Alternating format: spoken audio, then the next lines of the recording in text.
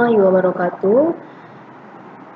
Halo siswa-siswa kelas 6, anak-anak ustazah yang soleh-solehah, bagaimana? Masih semangat belajar kan? Nah, di video pembelajaran IPA kali ini, ustazah akan melanjutkan di tema 2 tentang adaptasi hewan. Sambil menyaksikan video ustazah, kalian juga bisa membuka di halaman 97 ya, buku tema 2. Jangan lupa membaca basmalah sebelum kalian belajar. Oke, kita mulai.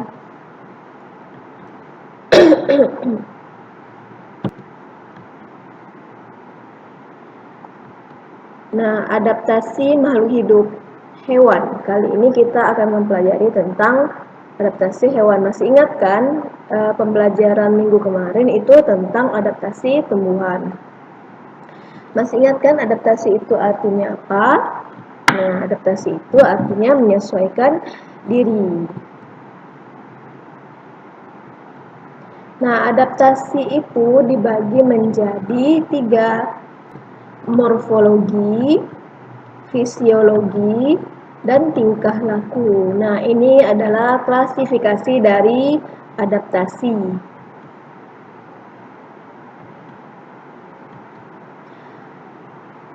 Nah, apa itu adaptasi morfologi? Adaptasi morfologi adalah penyesuaian makhluk hidup melalui perubahan bentuk organ tubuh untuk kelangsungan hidupnya. Ingat ya, kata kuncinya ada di bentuk organ tubuh. Jadi kita bisa melihat pada adaptasi morfologi. Misalnya pada bentuk paruh burung. Nah, gambar pertama gambar bebek, gambar kedua burung elang, gambar ketiga adalah ayam. Nah, perhatikan ketiga hewan ini mempunyai bentuk paruh yang berbeda. Paruh bebek berbentuk melebar dan memiliki gerigi untuk menyaring makanan dari air atau lumpur. Jadi di dalamnya ini ada gerigi. Kemudian paruh elang ini tajam, kuat, dan runcing, agak membengkok untuk mengoyak makanan berupa daging. Jadi elang itu makanannya daging. Kemudian paruh ayam itu pendek, tebal, dan runcing untuk mematuk makanan berupa biji-bijian. Jadi bentuk paruh burung ini akan menyesuaikan makanan yang mereka makan. Nah, ini berbagai bentuk paruh burung. Ini tadi ya, itik atau bebek, makanannya ikan atau cacing. Paruhnya seperti suduk. Suduk itu artinya sendok ya. Nah, kemudian elang yang tadi sudah Ustazah jelaskan, makanannya berupa ular, ayam, kelinci, sehingga paruhnya tajam, kuat, dan runcing serta agak bengkok. Kemudian burung pipit, perhatikan paruhnya pendek, tebal, dan runcing, gunanya untuk memecah biji-bijian seperti padi. Kemudian burung pelatuk, makanannya serangga sehingga paruhnya runcing agak panjang untuk memahat kayu pohon dan menangkap serangga di dalamnya. Nah, burung pelikan, makanannya ikan, paruhnya panjang dan berkantong. Jadi di bawah sini ini ada kantongnya untuk menyimpan ikan. Nah, karena makannya ikan. Kemudian paruh ayam, makanannya biji-bijian dan cacing sehingga paruhnya pendek, tebal, dan runcing. Oke, kita lanjut ya. Nah, bentuk kaki burung selain bentuk mulutnya, kita juga bisa melihat adaptasi morfologi pada bentuk kaki burung. Nah, yang pertama, burung kakak tua. Kakinya seperti ini untuk memanjat dan memegang makanan. Kaki ayam untuk mengais makanan. Lihat kakinya datar. Kaki elang, perhatikan, antara kaki kakak tua dan kaki elang itu berbeda karena kaki elang itu lebih tajam dan lebih kuat, lebih nampak kuat untuk mencengkram mangsa, lebih agak bengkok ya. Kemudian kaki burung pipit ini tipis untuk bertengger di pohon. Kaki itik untuk berenang di air. Perhatikan, ini ada selaputnya. Selaput ini merupakan ciri khas itik atau bebek untuk berenang di air. Kemudian kaki burung pelatuk untuk memanjat.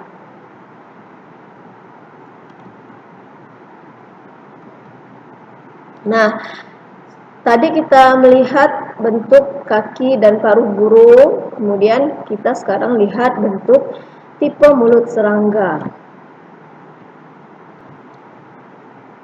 Nah, belalang tipe mulutnya adalah menggigit, lalat tipe mulutnya menjilat, kupu-kupu tipe mulutnya agak bengkok seperti ini, gunanya untuk menghisap madu ya. Jadi mereka ini jenis mulutnya itu tergantung dari makanannya. Kupu-kupu ini untuk menghisap madu, kemudian nyamuk mulutnya tajam untuk menusuk karena nyamuk memakan darah ya, hinggap di kulit kemudian menghisap darah.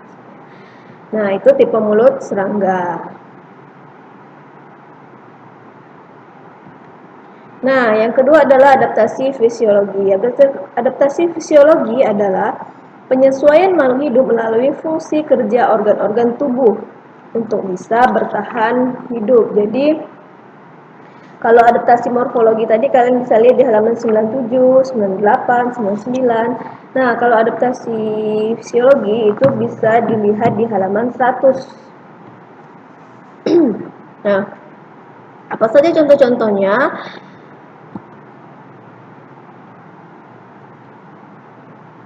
Nah, misalnya tumbuhan berbunga menghasilkan madu. Nah, itu kan kita tidak bisa lihat kan, madunya itu hanya bisa dirasakan oleh hewan. Jadi kayak kalau adaptasi morfologi tadi kalian bisa lihat bentuknya, tapi kalau adaptasi fisiologi itu yang keluar dari organ tubuh tumbuhan masing-masing. Misalnya tadi bunga menghasilkan madu. Tumbuhan berbunga yang penyerbukannya memerlukan bantuan serangga sehingga akan menghasilkan madu untuk menarik perhatian serangga. Madu itu hanya bisa dirasakan oleh lebah hewan ini ya.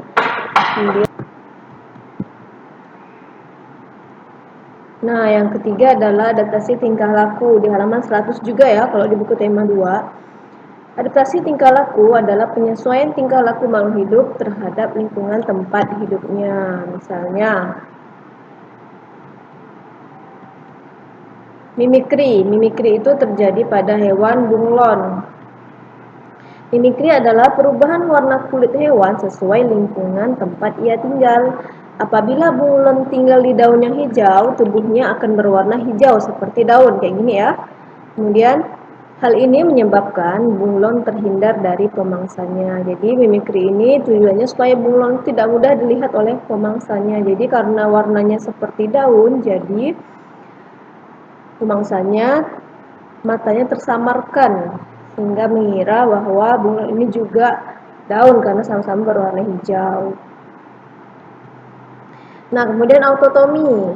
Autotomi itu terjadi pada hewan cicak. Nah, autotomi adalah pemutusan bagian tubuh pada hewan untuk menjaga dirinya dari serangan musuh. Contohnya cicak. Ekornya yang lepas akan bergerak sehingga perhatian pemangsa beralih ke ekor tersebut dan cicak dapat menyelamatkan diri dari pemangsa. Nah, jadi saat ekor cicak ini putus, cicak ini tetap hidup. Saat ekornya dimakan oleh pemangsa, cicaknya bisa lari. Jadi nanti ekornya itu bisa tumbuh lagi ya. Nah, seperti itu.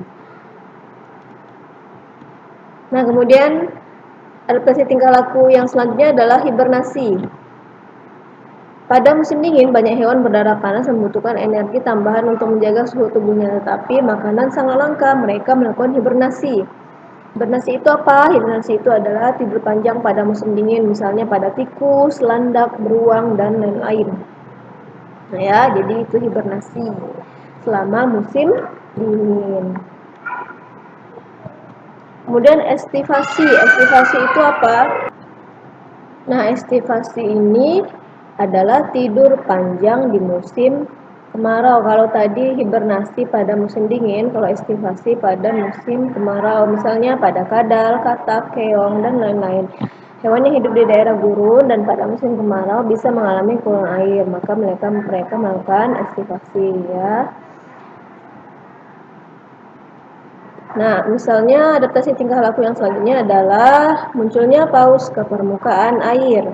Paus merupakan hewan mamalia yang hidup di air. Mereka bernapas dengan paru-paru untuk menghirup udara yang mengandung oksigen.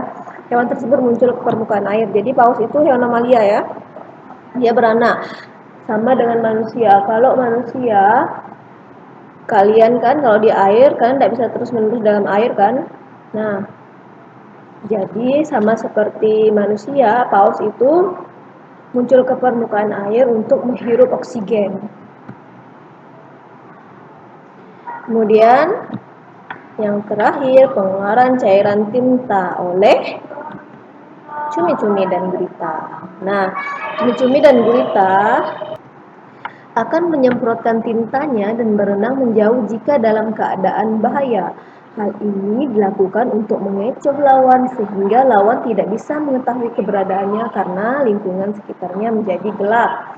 Nah, jadi adaptasi yang terjadi pada hewan ini gunanya untuk menyelamatkan diri dari mangsa dan juga untuk memperoleh makanan. Nah, jadi seperti itu ya. Sama seperti manusia, manusia juga ada adaptasi. Misalnya kalian pergi ke daerah yang dingin, bersalju, maka kalian akan pakai jaket yang tebal. Nah, itu dari Ustazah untuk video pembelajaran kali ini. Terima kasih telah menyaksikan video pembelajaran IPA. Alhamdulillah. Assalamualaikum warahmatullahi wabarakatuh.